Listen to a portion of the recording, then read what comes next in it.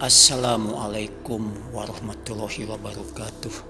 Alhamdulillahirabbil alamin.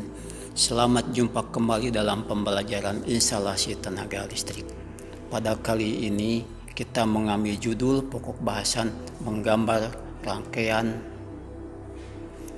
perlengkapan hubung bagi bagian kedua dengan sub pokok bahasan instrumen pengukur pada panel hubung bagi. Perhatikan gambar di sini. Terdapat dua buah box panel listrik, yang satu polos, yang satu lagi berisi instrumen-instrumen pengukur. Masing-masing memiliki kelebihan. Pada PHB polos, rangkaian tentu saja lebih sederhana, hanya memuat komponen-komponen utama pengaman dan hantaran-hantaran utama hantaran daya. Nah, sedangkan pada PHB yang dilengkapi dengan instrumen tentu saja memiliki kelebihan yang lebih baik lagi. Di antaranya dapat mengontrol keseimbangan beban, dapat mengontrol keefektifan penggunaan daya listrik pada beban, dapat mengontrol perubahan frekuensi listrik pada beban, dapat mengontrol kondisi rangkaian sumber atau kondisi rangkaian tegangan pada beban. Ya. Nah, selanjutnya coba kalian perhatikan di sini.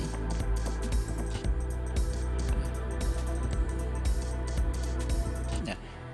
Komponen apa sajakah yang terdapat pada panel hubung bagi tersebut. Ini kita lihat coba gambar-gambar sebentar.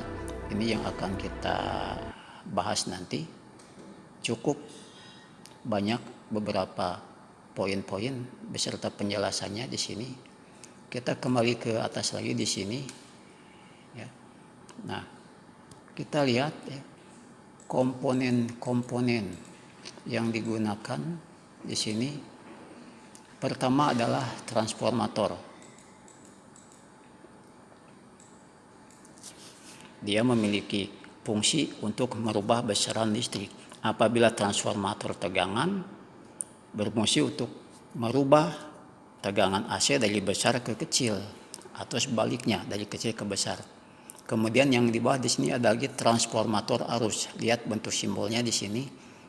Berfungsi untuk merubah besar arus AC dari besar ke kecil atau sebaliknya dari kecil ke besar. Ada lagi di sini simbol untuk ampere meter. Lihat di sini huruf A. Kemudian di sini ada lambang sinusoida di bawahnya di sini. Ya. Nah, itu dia adalah ampere meter arus bolak-balik. Kemudian di sini simbolnya Hz, ya. Ini adalah frekuensi meter. Kemudian ada lagi simbolnya cos V di sini. Lingkaran cos V ini disebut dengan nama cos V meter atau faktor diameter. Kemudian di sini ada lagi simbol untuk selektor switch. Kemudian simbol lampu tanda, ya. Kemudian ada lagi simbol voltmeter AC. Kemudian simbol kWh meter.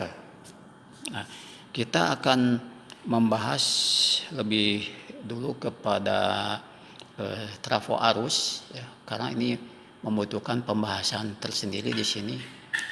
Dan ini yang poin yang pertama, ya, yaitu transformator arus, ya, di sini. Ini adalah bentuk umum dari trafo arus di sini. Ya. Ada dua buah lingkaran, yang satu menyatakan lingkaran primer, yang satu menyatakan lingkaran sekunder. Atau di sini lebih detailnya lagi bergambar sini lilitan primer banyak, lilitan sekunder, ya, sejumlah lilitan juga. Kemudian di sini bentuk realnya ini, ya, bentuk transformator ini salah satu di antaranya, ya. Ini simbol yang lebih lengkap, ya. Nah, kemudian di sini lihat cara kerjanya, ya, di sini dari tegangan dari lilitan primer di sini diinduksikan kepada lilitan primer, Kemudian di sini timbul induksi magnet pada bagian inti besi. Induksi magnet pada inti besi selanjutnya akan menginduksikan kembali pada lilitan sekunder. Nah, sehingga pada lilitan sekunder timbul GGL induksi atau ya tegangan induksi. Ya.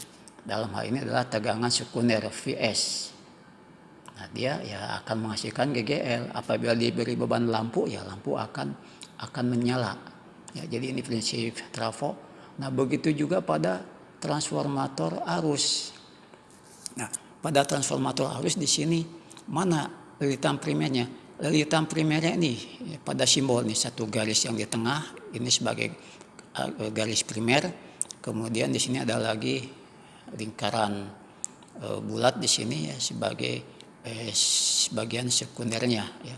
Nah, lihat di sini arus primer masuk ke dalam sini ya, arus AC.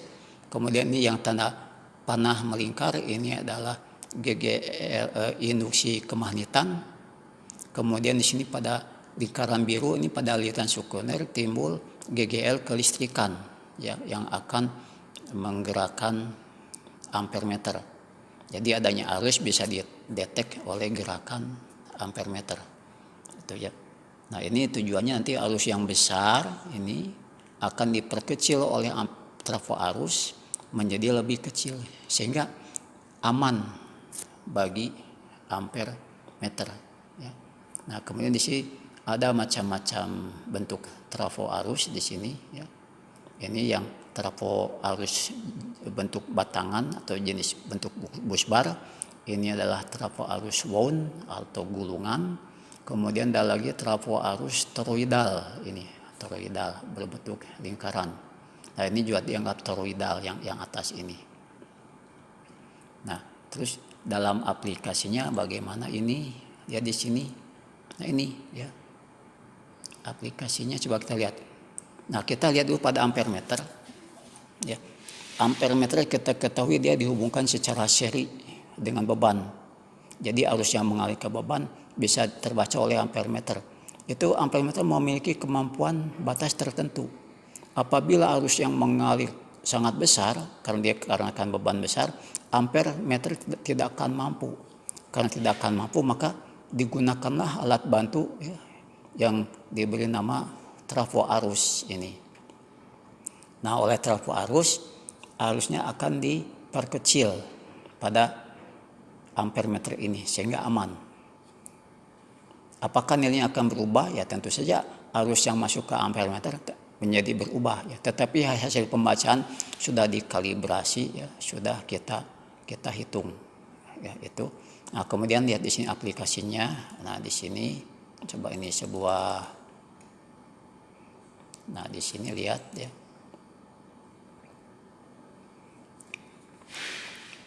Ya, ini. Jadi ini yang warna pink ini anggap saja ini kabel hantaran ini. Sini ke bawah. Kemudian menuju ke beban, ya, ini contoh beban motor, kemudian kembali ke netral. Nah, di manakah pemasangan ampermeter dan trafo arusnya? Lihat di sini. Ya. Jadi kabelnya masuk ke dalam trafo arus, ya masuk. Nah, seperti contoh di sana. Kita lihat sini selanjutnya kepada perhitungan di sini ya. Ini fungsi-fungsi trafo ya. Di sini prinsip kerja trafo bisa kalian baca. Ini sama dengan prinsip kerja trafo. Di sini menggunakan relay. Kalau dia tidak menggunakan ampermeter, ini prinsip kerja. Ini dasar dari sebuah trafo arus ya. Ini macam-macam bentuk trafo arus. Kemudian ini yang contoh yang tadi ya. Nah, ini ya rumus perhitungannya TR ya. Transformator rasio ya, perbandingan transformasi sama dengan N sama dengan NP berbanding NS sama dengan IS berbanding IP ya. Jadi maksudnya jumlah lilitan primer berbanding jumlah lilitan sekunder sama dengan besar arus sekunder berbanding besar arus primer.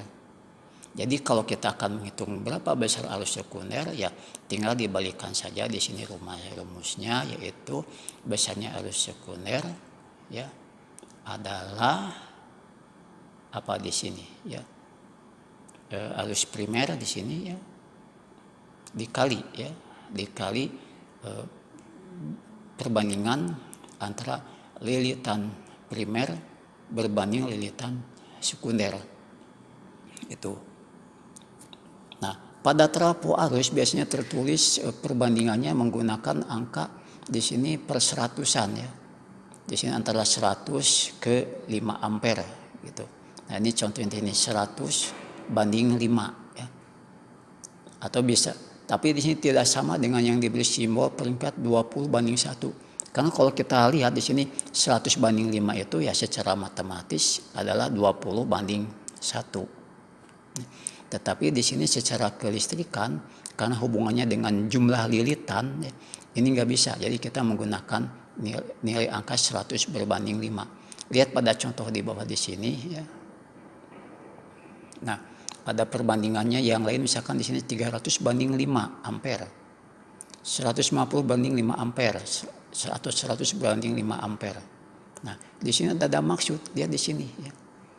Apabila hanya satu putaran saja, satu gulungan yang melewat di sini ya, ini maka trafo ini misalnya memiliki nilai perbandingan 300 berbanding 5 ampere. Kita akan menurunkan rasionya, lihat menjadi 150 berbanding 5 ampere, berarti diturunkan setengahnya, maka di sini lilitannya dinaikkan dua kali. Dinaikkan dua kali ya. Jadi di sini lihat 2 putaran lilitan primer ini ya. Kemudian di sini 3 loop ya, 3 putaran lilitan primer di sini ya menjadi 100 berbanding 5 ya. Ini ya kalau 3 mungkin di sini angka 300 dibagi 3 saja. Perbandingan untuk nilai primernya. Ini contoh perhitungan ya. Sebuah trafo arus dengan memiliki putaran 1 putaran primer dan 160 putaran sekunder. Putaran di sini maksudnya lilitan ya. Jadi 1 lilitan primer dan 160 lilitan sekunder. Di sini kemudian harus digunakan dengan kisaran standar pada ampermeter yang memiliki resistansi internal 0,2 ohm. Ampermeter yang diperlukan untuk memberikan defleksi skala penuh ketika arus primer adalah 800 ampere. Ya. Nah, di sini hitung ya arus sekunder dan tegangan sekunder yang melintasi ampermeter tersebut. Nah, itu ya. Jadi di sini ketika arusnya sampai 800 ampere arus primer, berapa arus sekunder yang mengalir ke ampermeter? Nah, di sini penyelesaian diketahui lilitan primer atau putaran primer 1 putaran lilitan sekunder 160 lilitan primer, arus primer 800 ampere ya. RA adalah tahanan dalam ampermeter 0,2 ohm ya. Ditanyakan IS ya, arus sekunder, arus yang mengalir pada ampermeter, kemudian VS tegangan pada ampermeter. Jawaban ya kita hanya tinggal menggunakan rumus saja di sini ya. Besarnya IS ya, sama dengan I primer dikali perbandingan ya, NP per NS. Ini nampaknya ada salah ketik di sini ya. Di sini I primer ya, I primer dikali ya. Atau sama dengan di sini 800 ya dikali 1 per 160 ya, sama dengan 5 ampere. Ini Bapak ulang lagi ya. IS sekunder sama dengan arus primer dikali, ini tanda kali bukan tanda sama dengan ya. Arus primer dikali NP berbanding NS ya. Sama dengan 800 dikali 1 berbanding 160 ya. Kita hitung-hitung didapatkan 5 ampere. Nah, ini arus yang mengalir pada ampermeter tersebut menjadi 5 ampere. Kemudian tegangan pada ampermeternya berapa ya? Ya kita hitung saja. VS sama dengan IS dikali RA ya. IS adalah arus yang mengalir, kemudian RA nilai tahanan dalam ampermeter. Sehingga 5 dikali 0,2 ohm ya, 5 volt dikali 0,2 ohm didapatkan 1 volt. Nah ya, jadi 1 volt adalah tegangan pada ampere meter. Itu ya.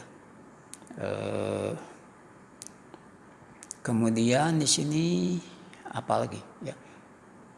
Ya, ampere meter di sini rangkaian ampere meter pada trafo arus ya di sini intinya dalam kondisi normal harus tersambung selamanya ya. Jadi tidak boleh terlepas di sini ya. Jadi di sini lihat gambar di atas, gambar di atas mana ini ya. Jadi di sini ampere meter harus tersambung selamanya nih. Tidak boleh terbuka. Sebagai contoh di sini nih, ini terbuka ya. Walaupun ini hanya gambar rangkaian pelajaran ya di sini. Dalam pelaksanaannya ini harus selalu tertutup itu ya. Nah itu kita lanjutkan. Ya kenapa bisa demikian ya? Nanti bisa mengakibatkan tegangan pada sisi sekunder menjadi tinggi ya, menjadi sangat besar ini. Ya karena itu ya tidak diperbolehkan ya, tidak diperbolehkan pH trafo arus tersebut dalam kondisi terbuka. Kita masuk kepada simbol-simbol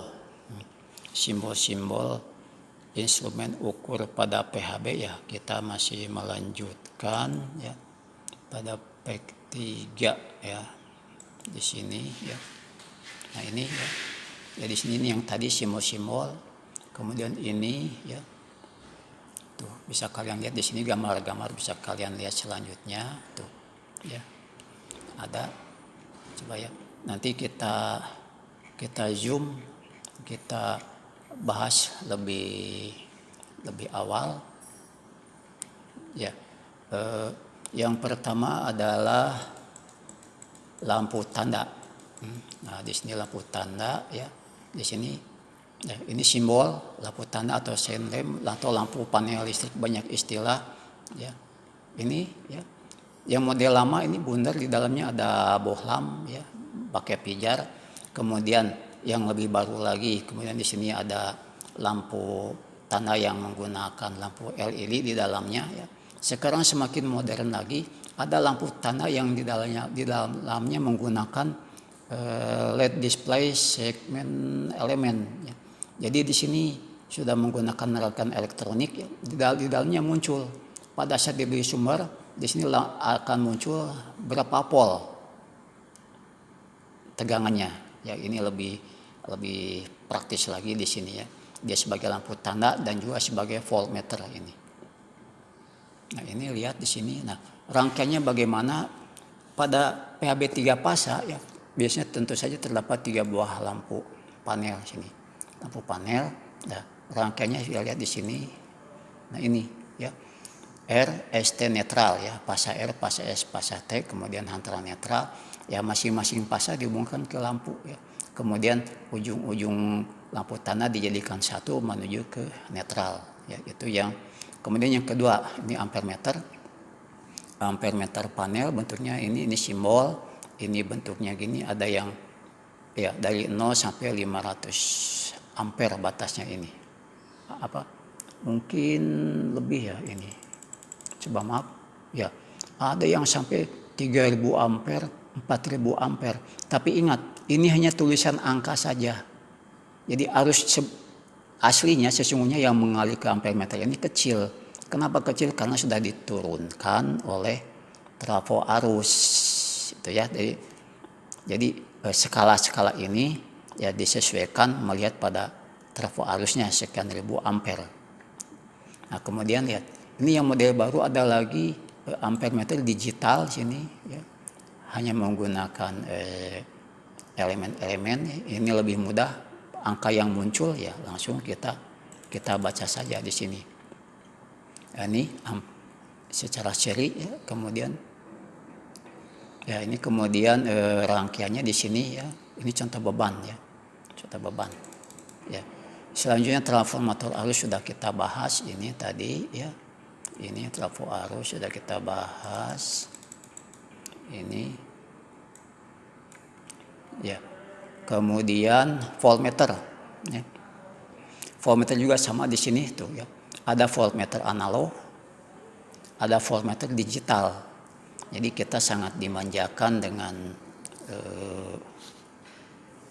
kecanggihan ya dari alat ukur. Kita hanya tinggal membaca saja angka yang muncul berapa tanpa takut salah membaca jumlah skala. Gitu ya. Pemasangannya lihat ampere voltmeter dihubungkan secara paralel ya, paralel terhadap beban, paralel terhadap sumber ya. Ini rangkaian aplikasinya di sini lihat. Nah, di sini aplikasi ya. Ini beban motor, di sini sumber listrik. Ya, voltmeter tinggal dipasang-pasangkan saja antara pasang antara netral ya, pasangkan ke sini. Kemudian selanjutnya nomor 5 adalah frekuensi meter. Nah, lihat atau simbolnya Hz ya, menggunakan simbol satuannya Hz. Lihat di sini Hz di sini ya. Ini frekuensi meter analog menggunakan sistem skala. Kemudian yang bawah ini frekuensi meter digital ya, menggunakan 7 segmen. Ini 888 yang muncul kalau dalam kondisi mati. Kemudian ada lagi nih frekuensi meter analog yang menggunakan pelat getar ya. Ini menggunakan pelat getar. Coba kita lihat di sini yang pada pelat getar di sini tidak menggunakan jarum. Di sini hanya ada berupa lidah-lidah, pita-pita. Jadi pita mana yang bergetar pada angka keberapa ya itu yang kita baca ya, sekian hertz itu ya. Ini sistem rangkaiannya sama seperti pada voltmeter, dihubungkan secara paralel ya, terhadap beban maupun paralel terhadap sumber ya. Ini ya kita ukur ini frekuensi meter maksudnya ini ya, rangkaian hampir sama. Selanjutnya cospimeter. Nah, pada cospimeter ini adalah suatu alat untuk mengukur faktor daya beban. Kendalian beban di industri sangat diperlukan cospimeter. Ya. Nah, di sini lihat bentuknya ada yang ke samping ini. Jadi panahnya miring ke samping atas, ini menunjukkan kondisi maksimum, kondisi netral. Ya. Angka 1. Nah, kemudian di sini ada lagi yang lebih mudah dibaca, mungkin ini lurus ke atas. Kalau lurus ke atas ini Kospi-nya mendapatkan nilai angka 1, nilai maksimum ya. Nah, kemudian ke kanan di sini 05, 07, 09, kemudian ke sebelah ini ke kiri, kemudian ke kanan di sini sama angkanya ya. Nah, jadi manakah yang induktif, manakah yang kapasitif ya. Jadi kalau bebannya induktif biasanya ini panah akan menunjukkan ke samping kiri. Kalau bebannya kapasitif, panah akan menunjukkan ke samping sebelah kanan. Yang bagus usahakan jarum ada di tengah-tengah. Itu cospimeter. Nah, ini rangkaian dalamnya, rangkaian prinsip cospimeter adalah demikian. Kemudian ini rangkaian dalamnya ya. Rangkaian dalamnya adalah seperti demikian, ada beberapa lilitan itu. Ya, selanjutnya kita lihat lagi di sini kWh meter. kWh meter juga suka digunakan pada panel hubung bagi. Ya, di sini untuk mengukur pemakaian energi listrik ada kWh meter menggunakan piringan analog, kemudian kWh meter digital. Ada lagi kWh meter digital yang lebih praktis, ya, lebih praktis. Ini contoh rangkaiannya, ya, itu, ya. Kemudian, ya, di sini lihat pada kWh meter ada lilitan arus dan ada lilitan tegangan. Ya. Jadi di sini lihat kabel-kabel yang masuk ada berapa. Kalau kita lihat ke bawah ini, nah ini lebih lengkap lagi. Ya, 2 buah kabel masuk dari sumber ini, kemudian 2 buah kabel keluar itu. Kemudian ini ada lagi masih kWh meter ya. Ini adalah titik-titik terminal yang bisa kalian lihat di sini ya. Terminal 13, kemudian terminal 46. Terminal 46 adalah terminal untuk antara netral. Kemudian masuk 1, keluar 3. Ya, itu adalah aplikasi dari rangkaian ya. Nah, kemudian kita lihat kepada Oh ya, selektor switch belum ya. Dan ini selektor switch atau saklar pilih. Ini simbolnya begini, ini ya. Ada beberapa pilihan untuk mengukur, biasanya dimanfaatkannya pada voltmeter, pada PHB di sini ya. Jadi jika dia mengukur tegangan pada fasa T ya, saklar pilih pada kondisi T di sini. Ya, jadi ini voltmeter itu mengukur tegangan fasa T gitu. Kalau dia mengukur tegangan fasa S ya tinggal dipindahkan ke fasa S ini ya. Nah, ini beberapa bentuk ya. L1, L3 ini hubungan-hubungan poin-poinnya.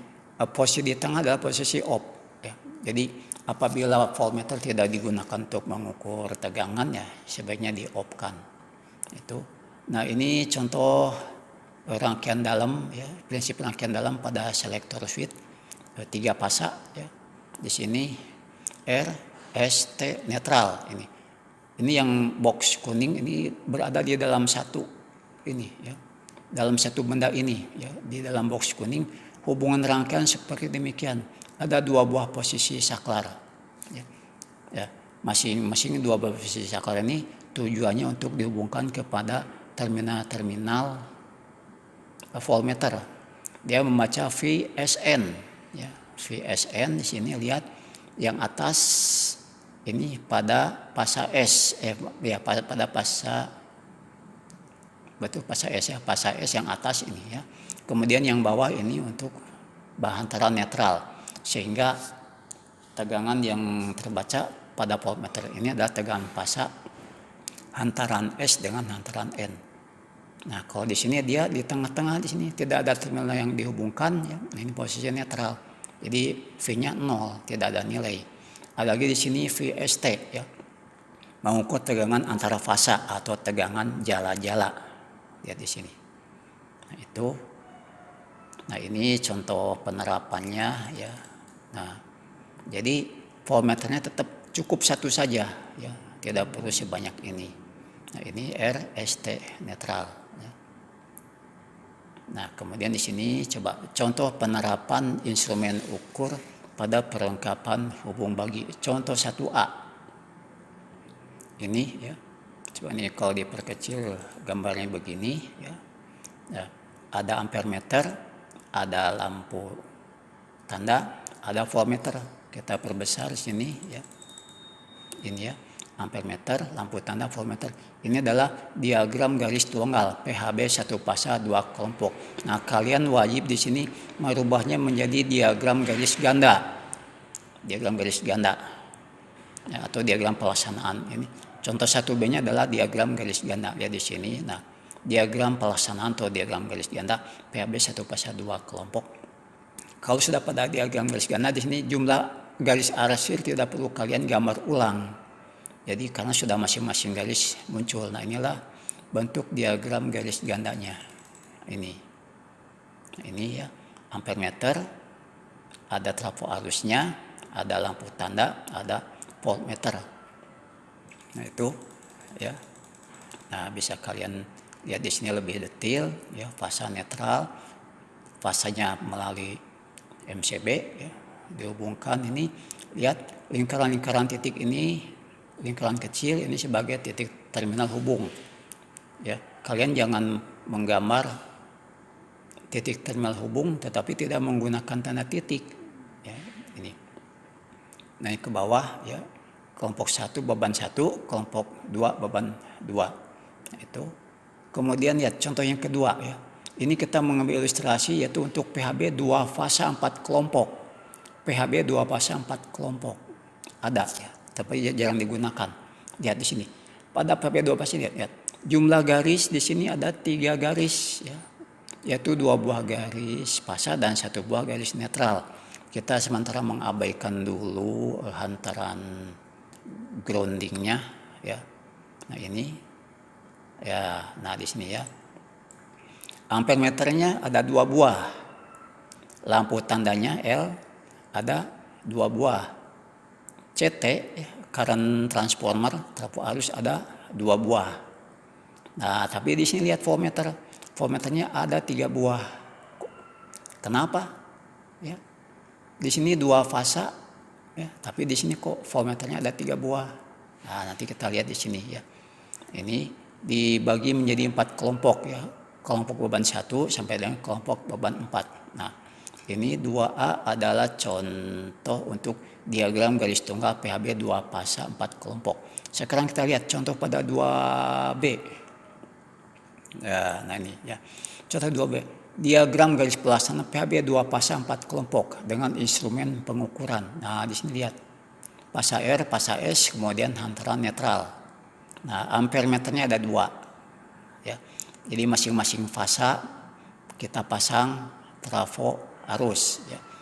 Lampu tanda ada 2, masing-masing melayani fasa ke-1 fasa R dan melayani fasa kedua fasa R. Nah, voltmeternya ada 3. Di sini kita belum menggunakan selektor feed ya. Voltmeter ke-1 mengukur tegangan fasa Rn ini. Voltmeter kedua mengukur tegangan fasa S dengan N. Nah, voltmeter ketiga mengukur tegangan jala-jala ya atau tegangan antara fasa R dengan fasa S. Itu rangkaiannya. Nah, ini ya. Rangkaian di bawahnya ke bawah ya. Ini netral sama R, netral sama S, kelompok beban 1 beban 2. Kemudian netral R, kelompok beban 3, netral sama S, kelompok beban 4. Nah, itu 2 buah contoh ya. 1A, 1B dan 2A, 2B. Kita lanjutkan. Dengan 2 buah contoh sudah cukup ya. Kita masuk kepada tugas sekarang nih. Tugas gambar instalasi instrumen ukur pada perlengkapan hubung bagi. Nah, tugasnya mana di sini? Kita lanjut kepada halaman berikutnya. Tugas gambar di sini ya, yaitu pada page 6. Sebentar. Ini ya. Ya. Tugas terdiri dari tugas kalian, tugas 1A menggambar dan melengkapi gambar. Jadi ini kalian wajib salin ulang. Ya, wajib salin ulang. Tugas 2B menggambar dan melengkapi gambar. Ya. Diagram garis pelaksanaan. Di sini diagram garis tunggal.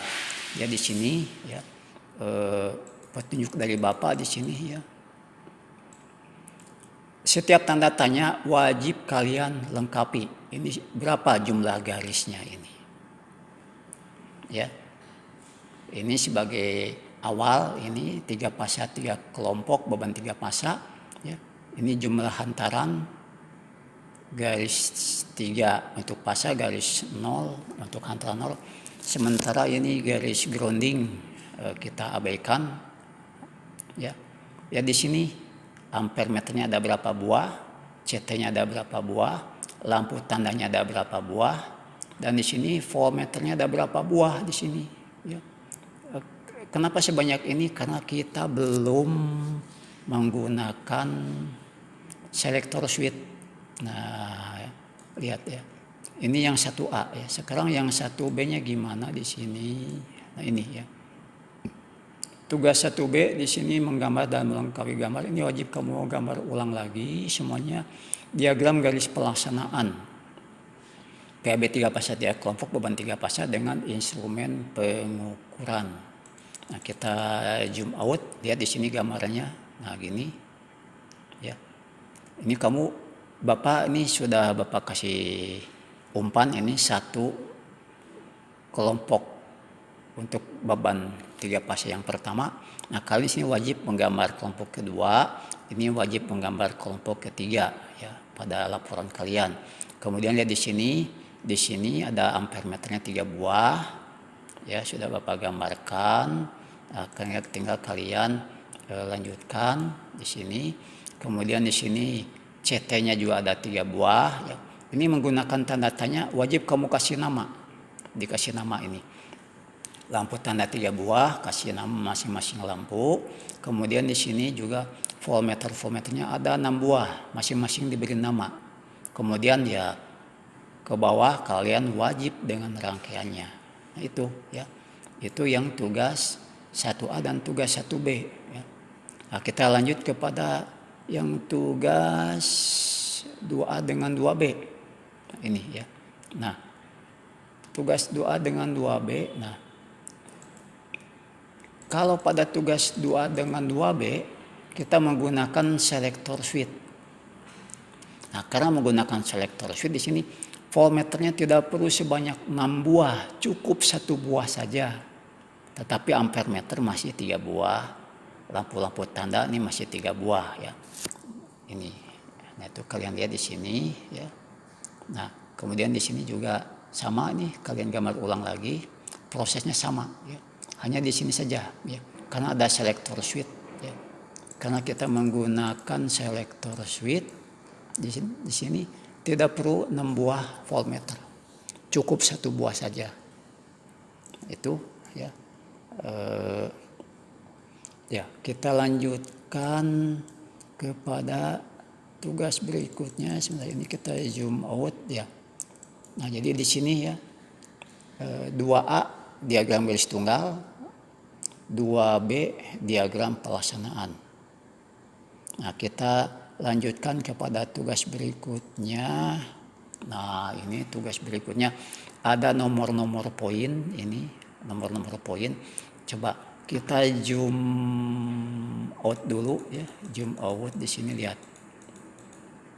Perhatikan di sini kita zoom out.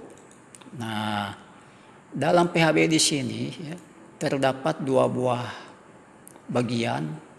Satu bagian berisi instalasi tenaga, komponen-komponen instalasi tenaga yang ada di dalam box ya, di dalam box. Nah, satu bagian lagi di sini adalah instrumen pengukuran. Ada pada bagian daun pintu menghadap ke luar. Nah, tentu saja rangkaian instrumen pengukuran ini harus dirangkai dengan bagian instalasi utama ya. Sementara instalasi utamanya juga harus kamu rangkai juga. Ya, biasanya instalasi utama adalah kabelnya tebal-tebal semuanya. Kemudian yang instalasi instrumen kabelnya kecil-kecil biasanya ya. Nah, gimana cara kerja tugas ini ya? Kamu mengerjakan tugasnya nih, coba kita baca. Tugas 3 ya. Tugas 3 kita baca baik-baik, lihat di sini. Menghubungkan sambungan kabel antar komponen pada panel hubung bagi 3 fasa. Jadi ini praktik virtual ya. Untuk perincian instruksi tugasnya lihat pada halaman selanjutnya. Ada nanti pada halaman Word ya. Coba lihat sebelah sini. Nah, jadi sebetulnya mudah di sini lihat. Ini dari sumber ya. Bapak hanya ngasih kunci saja di sini fasa R, fasa S, fasa T, netral, grounding. Lihat. Ini adalah kabel-kabel ya. Nanti dalam kenyataannya kabel ini tidak akan terurai begini. Tentu saja lebih rapi ya. Dari R ke bawah di sini terminal 1 ya. Kabelnya terhubung ke terminal 6. NFB atau MCB ini. Ya. Ini. Kemudian ada lagi di sini yang hantaran grounding, kemana hantaran grounding nanti akan dihubung-hubungkan dengan grounding yang lain di sini. Nah, ini ya. Ini adalah busbar grounding. Angka-angkanya sama semuanya yang grounding, yang busbar karena dia satu lempengan logam. Ya. Ini busbar fasa R, ya. Ini busbar fasa S, ini busbar fasa T ini ya. Angkanya sama semuanya, kecuali pada ada yang agak beda nih R angka terminal 12, tapi di sini juga R terminal 15. Ya, nanti kalian gimana cara menghubungkannya. Kemudian di sini ada busbar netral ini ya, diposisikan secara vertikal ini. Nah, kemudian yang bagian bawah ini adalah bagian MCB kelompok beban ya. Nah, ini sebagai ilustrasi, ini pipa ya, pipa ke beban ke-1 keluar, ini pipa kedua, ini pipa ketiga. Nah, itu jadi tugas kalian hanya menghubung-hubungkan saja. Jadi nomor berapa, ini anggap ada kabel, hubungkan ke nomor berapa gitu ya. Kemudian kalau ada yang di jumper digabungkan beberapa menjadi beberapa buah, ya silakan saja ya, tergantung kepada kalian bisa mengerjakannya. Coba nih kita lihat kembali di rincian tugasnya sekarang sini sebentar. Nah ini rangkuman soal-soal dan tugas ya. Soal tugas 1 ini soal trafo ya. Kemudian soal tugas 2 masih soal trafo juga ini ya. Kemudian soal tugas 3 masih soal trafo juga. Kemudian soal tugas 4 masih sekitar trafo. Nah, soal tugas 5 adalah tugas 1A panel. Tadi sudah ada. Soal tugas 6 adalah lihat tugas 1B panel. Soal tugas 7 adalah lihat tugas 2A panel. Soal tugas 8 adalah lihat tugas 2B panel. Nah, soal tugas 9 adalah kamu melihat pada tugas 3 praktek virtual panel, yaitu menyusun pot connection tabel. Ya. Untuk perincian tugas 3 lihat gambar soal. Tadi gambar soal sudah Bapak perlihatkan pada kalian. Ini khusus soal 9 ini perintahnya ada di bawah. Nah ini nih. Rincian tahapan instruksi tugas. Ini baca semuanya ya. Intinya kalian hanya tinggal menghubungkan nomor-nomor. Tapi ingat, kabel juga dikasih nama ya. Misalkan kabel 1, kabel 2, kabel 3 gitu ya. Di sini kalian ya baca poin 9. Gambar soal tidak perlu dilaporkan. Jadi kalian tidak usah menggambar soal lagi yang khusus soal yang terakhir ini ya. Begitu juga gambar sketch atau gambar potretan tidak perlu dilaporkan.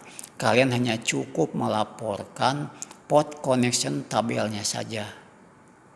Ya, wajib kalian salin ulang dan tentu saja itu sebagai laporan tugas ini diantaranya ya. Nah, bagaimana bentuk port terminal kabelnya? Nah, ini seperti contoh di sini ya. Ini hubungan port terminal kabel pada tugas yang terakhir. Bapak sudah kasih contoh ini nomor 1 kabel 1 kasih kode K1. Nama terminal yang dihubungkan adalah terminal 2 dan terminal 6 ya. 2 dan 6. Kemudian kabel 2 adalah nomor terminal 8 dan 9 dan 19. Coba kita cek ulang pada ini ya, maaf. Nah ini nih, lihat ya. Nah di sini nampak ya, di sini kelihatan ini ya. Kabel 1 ini angka 1 dengan angka 8, angka 6 kita hubungkan. Betul nggak ini? Coba kita ya 1 dengan 6 ya. Kemudian yang kabel kedua ini kita loncat ini ya. Terserah nanti kalian mau rubah nama kabelnya boleh ya. Ini angka 5 menghubungkan terminal 5 dengan terminal 19 ya. Jadi 518 kabel 2, 16 kabel 1 ya dalam contoh di sini. Di sini 26. Oh, maaf. Angkanya salah ya. Maaf sekali ini Bapak ya. Pada kalian yang angkanya salah. Jadi ini berapa nih? Ini 1 ya, ini 1 dengan 6. Ya, ini yang kabel 2 ini berapa? 5 dan 19. Nah, itu mungkin ya Bapak saving dulu di sini, di saving. Ya, itulah ya rincian tugas-tugasnya. Coba kita lihat di sini. Coba ini agak lelet ya. Ya. Sebagai penutup ya, demikianlah materi ke-6 instalasi tenaga listrik ini. Semoga kalian dapat memahami dan mengerti ya, serta dapat mengaplikasikan rangkaian ini di lapangan. Jangan lupa untuk tugas-tugasnya ya. Tugas-tugasnya di sini kalian harus sesuai dengan waktu yang telah ditentukan Bapak harap kalian tetap semangat dimanapun berada, ya. Menjaga stamina, olahraga, dan istirahat yang cukup, ya, dan yang berimbang. Ya. Akhirul kalam, wassalamualaikum warahmatullahi wabarakatuh. SMK bisa.